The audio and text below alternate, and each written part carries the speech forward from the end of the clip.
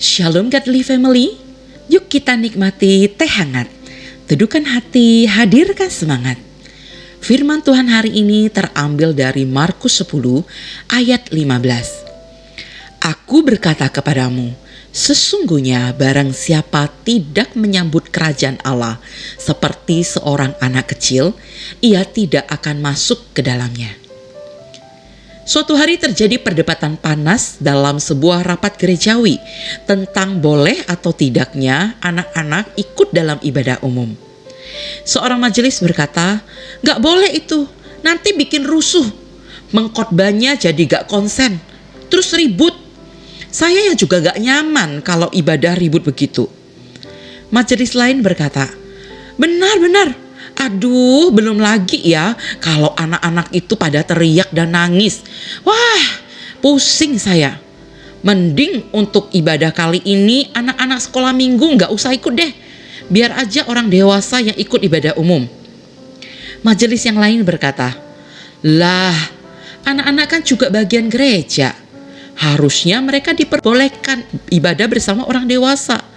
Ya kita dong yang udah dewasa ini belajar menerima mereka.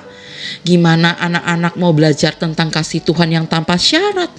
Gimana mereka mau tetap setia beribadah di gereja kita kalau sedari kecil mereka udah ditolak dan tidak diterima?" Saudara, penolakan dan tindakan meremehkan anak-anak bukan hanya terjadi di masa kini. Pada masa perjanjian baru, anak-anak seringkali diperlakukan tidak adil. Mereka dianggap kaum kelas 2 yang tidak perlu didengarkan. Karena statusnya rendah di masyarakat, anak-anak seringkali direndahkan, disakiti, dianiaya, bahkan tidak ada yang membela mereka. Budaya dan paradigma ini yang membuat para murid Yesus menghalangi anak-anak untuk bertemu dengan gurunya. Bagi para murid, anak-anak hanya akan mengganggu pelayanan sang guru.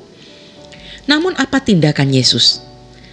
Berbeda dengan budaya masa itu, Yesus peduli kepada anak-anak. Dalam Markus 10 ayat 14-16, Yesus bahkan menekankan bahwa setiap anak adalah pihak atau individu yang harus dihormati dan dilindungi keberadaannya. Ketika melihat perilaku para murid terhadap anak-anak, Yesus memarahi mereka dan memerintahkan mereka untuk membiarkan anak-anak itu datang kepadanya. Serta dia memerintahkan agar jangan menghalangi anak-anak itu. Yesus menjelaskan bahwa anak kecil memiliki iman dan kepercayaan yang diperlukan untuk masuk dalam kerajaan Allah. Setiap orang dari semua umur yang memiliki iman dan kepercayaan seperti anak-anak memiliki jalan masuk untuk datang pada Yesus dan masuk dalam kerajaannya. Saudara, Yesus tidak bermaksud bahwa surga hanya diperuntukkan untuk anak-anak saja. Dia juga tidak bermaksud bahwa kita harus memiliki sifat kekanak-kanakan barulah bisa mendapatkan kerajaan surga. Yang Tuhan Yesus maksudkan adalah orang-orang harus memiliki sikap percaya dan bergantung penuh pada Tuhan seperti anak-anak. Saudara, untuk merasa terjamin, anak-anak hanya perlu kasih dan sentuhan dari seseorang yang mempedulikan mereka. Pengertian intelektual bukanlah kebutuhan utama mereka. Mereka akan percaya pada kita jika mereka yakin.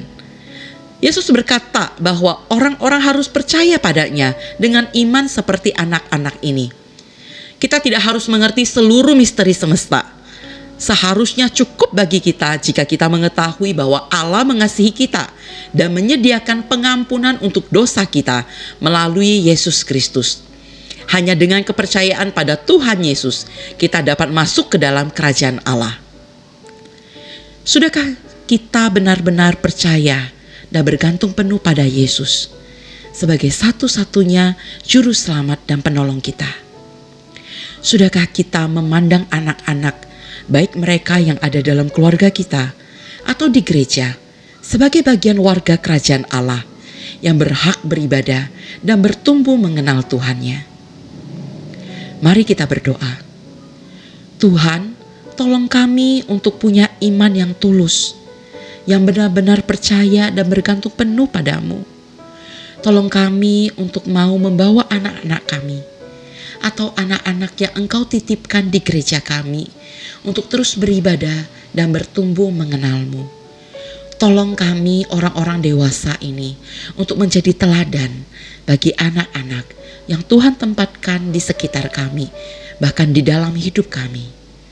Amin.